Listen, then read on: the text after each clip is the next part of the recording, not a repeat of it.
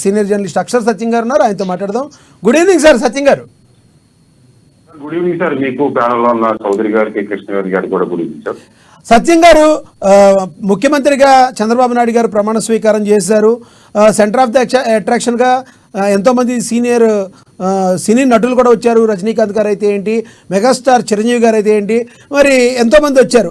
అయితే ఇంతమంది అతిరథ మహారథులు ఎందరో ఉండగా మోడీ గారు పవన్ కళ్యాణ్ గారిని, చిరంజీవి గారిని రెండు చేతులు పైకి లేపి అక్కడ ఆలింగనం చేసుకోవడం ద్వారా రానున్న రోజుల్లో చిరంజీవి గారు ఏమన్నా బీజేపీలో కానీ జనసేన పార్టీలో కానీ ఎంట్రీ ఇచ్చే అవకాశం ఏమైనా ఉందని మీకు అనిపించిందా? సార్, ముందుగా ఆంధ్రప్రదేశ్ రాష్ట్ర నూతన ముఖ్యమంత్రిగా ప్రమాణ స్వీకారం చేసిన చంద్రబాబు నాయుడు గారికి, డిప్యూటీ సీఎంగా అని అనుకుంటున్నాను, ప్రమాణ స్వీకారం చేసిన పవన్ కళ్యాణ్ గారికి, తెలుగుదేశం కార్యకర్తలకి, జనసేన జన సైనికులకి అందరికీ కూడా నా హృదయపూర్వక కృతజ్ఞతలు సార్. ఎందుకంటే ఎంతో పోరాడారు, అందరూ కూడా సమైక్యంగా పోరాడి సాధించారు. వాళ్ళ విజయానందాన్ని అనుభవించాలి. ఆ విజయానందం 5 సంవత్సరాల వరకు కలకాలం ఉండాలని కోరుకుంటున్నాను సార్. ఇక చిరంజీవి గారి విషయానికి వస్తే, బీజేపీ ఆహ్వానం అనేది ఇప్పుడే కాదు సార్, గత 6-7 years గా వస్తుంది. నేను 2022లో కలిసినప్పుడు కూడా చెప్పారు సార్, మన బీజేపీ వెళ్తే బాగుంటుందంటే వద్దు, నాకు ఆల్రెడీ వచ్చింది ఇన్విటేషన్, సున్నితంగా తిరస్కరించారు. అది వేరే సబ్జెక్ట్ సార్. బీజేపీలోకి వెళ్ళాలంటే బీజేపీ ఈ రోజు కూడా చిరంజీవి గారిని తీసుకోవడానికి సిద్ధంగా ఉందని నేను భావిస్తున్నాను సార్. నేను అనేక సందర్భాల్లో వీడియోలో కూడా చెప్పాను, బీజేపీకి ఆహ్వానం ఎప్పుడు ఉందని. అయితే ఇక్కడ నేను చెప్పదలుచుకున్నది ఏంటంటే సార్, హలో వినిపిస్తుంది, ప్లీజ్ కంటిన్యూ. ఇక్కడ చంద్రబాబు నాయుడు గారు ముందున్న సవాళ్ళు, లేదా చంద్రబాబు నాయుడు గారు లేదా పవన్ కళ్యాణ్ గారు లేదా కూటమి ప్రభుత్వం ముందున్న సవాళ్లలో నా దృష్టిలో ప్రధానమైన సవాల్ ఏంటంటే, జనసేన పార్టీని తెలుగుదేశం పార్టీని జనసేన, లేదా రాష్ట్ర సమస్యల్ని ఎదుర్కోవడం కోసం ఈ 3 పార్టీలు కలిసిన ఆవశ్యకతని 5 సంవత్సరాలు గుర్తించుకోవడమే పెద్ద ప్రధానమైన సమస్యగా నేను భావిస్తున్నాను సార్.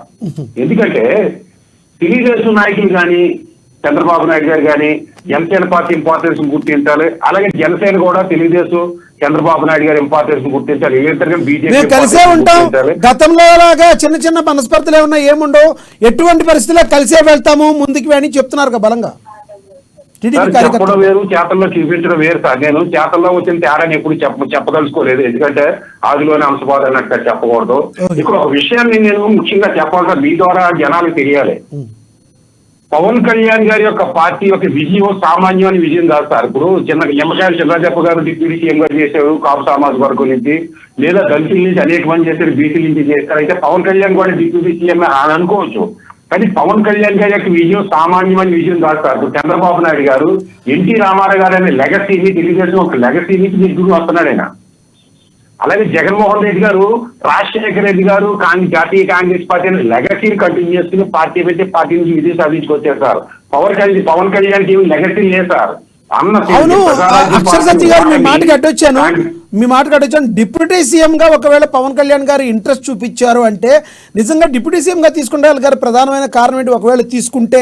ఎందుకంటే ఆయనకున్న సినిమాలు ఏవైతే 4 సినిమాలు కమిట్మెంట్ ఇచ్చారో వాటిని కంప్లీట్ చేయడానికి కొంత కాలం దొరికే అవకాశం ఉందని తీసుకున్నారంటారా? ఏ ఉద్దేశంతో డిప్యూటీ సీఎం తీసుకున్నారంటారు? నిజంగా డిప్యూటీ సీఎం తీసుకుంటే కొంతమంది అవగాహన కూడా కావాలనుకుంటున్నారు. డిప్యూటీ సీఎం గా తీసుకుంటే సినిమాలు చేయొచ్చా, చేయకూడదా? సార్, డిప్యూటీ సీఎం కి సినిమాలకి సంబంధం లేదు సార్. ఎన్టీ రామారావు గారు సీఎం గా చేసి కూడా బ్రహ్మర్షి విశ్వామిత్ర, మేజర్ చంద్రకాంత్ అయ్యి సినిమాలు చేశారు. సినిమాలకి డిప్యూటీ సీఎం కి సంబంధం లేదు, టైం యూటిలైజేషన్ చేసుకోవడానికి బట్టి ఉంటారు. అయితే నేను అది చెప్పడం కోసం, మీరు డిప్యూటీ సీఎం తీసుకోవడం రైటా రాంగా అంటే దాన్ని చెప్పడం కోసం కథ అంతా చెప్పిపోతాను. ఎందుకంటే పవన్ కళ్యాణ్ గారి యొక్క చేసిన ఏం సాధించాడు అనేది జనాలకు తెలియాలని చెప్పినాను సార్. అటువంటి ప్రజారాజ్యం ఓటమి, లేదా ప్రజారాజ్యం కాంగ్రెస్ విలీనం, ఇటువంటి నెగిటివ్స్ లో గుడిబండలు కాలు తేలాడుతుండగా 3 పెళ్లిళ్ళు, లేదా కుల సంఘాల యొక్క వ్యతిరేకత, ఎన్ని సందర్భంలో పార్టీ పెట్టాడు. ఆయన 2014లో ఒక వ్యక్తిగా తెలుగుదేశానికి మద్దతు లేదండి, జనసేన పార్టీని పెట్టి ఒక వ్యవస్థగా పెట్టడానికి గుర్తించుకోవాలి చంద్రబాబు నాయుడు గారి. ఈ రోజున పవన్ కళ్యాణ్ గారు ఎంత వ్యూహాత్మకంగా వెళ్తున్నాడు అన్నది.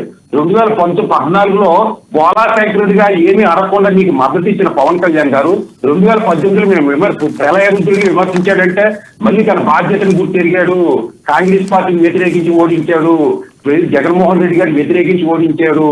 ఈ రోజున మళ్ళీ మీకు మద్దతు ఇవ్వడానికి కారణం తను ఒక వారాహయాత్రలు వెళ్తున్నా కూడా ప్రపంచంలో జనాలు వస్తుంటే మళ్ళీ వెనక తగ్గేవాడు మన పార్టీ మళ్ళీ మీరు ఇది చెప్తున్నారు. పవన్ కళ్యాణ్ గారు ఏం చెప్పారంటే టీడీపీ పార్టీ అనే పార్టీ సంస్థాగతంగా నిలదొక్కున్న పార్టీ, మనకి సంస్థాగతంగా ఏం నిలదొక్కున్నామని ఈ రోజున మనం ఎక్కువ సీట్లలో పోటీ చేయాలి, ఈ రోజున వాళ్ళ అనుభవం మనకు అవసరం అని చెప్పారు.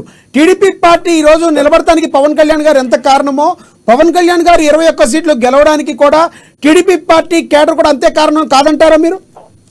సార్ ఖచ్చితంగా నేను ముందే మొట్టమొదటి చెప్పిన ఒకళ్ళు ఇంపార్టెన్స్ ఒకళ్ళు గుర్తించుకోవాలని, ఖచ్చితంగా వీళ్ళ గెలుపుకి వాళ్ళ కారణం, వాళ్ళ గెలుపుకి వీళ్ళ కారణం అంటాను. కానీ పవన్ కళ్యాణ్ వాళ్ళే తెలుగుదేశం నెగ్గింది లేదు, తెలుగుదేశం వాళ్ళే పవన్ కళ్యాణ్ గెలిచింది అన్నది రెండు తప్పు సార్. నేను అదే చెప్తున్నా, పవన్ కళ్యాణ్ గారు తన కార్యకర్తలు చెప్పడానికి ఎన్నన్నా చెప్పవచ్చు. పవన్ కళ్యాణ్ గారు తన తగ్గి 21 సీట్లు ఒప్పుకుని తెలుగుదేశం మద్దతు ఇవ్వడానికి కారణం వైసీపీ పార్టీ అనే పరిపాలన వల్ల రాష్ట్రం ఘోరంగా నష్టపోతుంది, ప్రజల్లో హింసా ప్రవృత్తి పెరిగిపోతుంది, ఈ డ్రగ్ కల్చర్ పెరిగిపోతుంది, రాష్ట్రాన్ని కాపాడడం కోసం ఆయన తగ్గాడు. ఆ సాక్రిఫైజెస్ ని తెలుగుదేశం పార్టీ సరే సార్, వ్యక్తిగతంగా ఒక్క మాట, వ్యక్తిగతంగా పార్టీ ప్రకారం పవన్ కళ్యాణ్ ఎక్కువ తక్కువ ఇది కొన్ని నెలల తర్వాత మనం ఆలోచిద్దాం.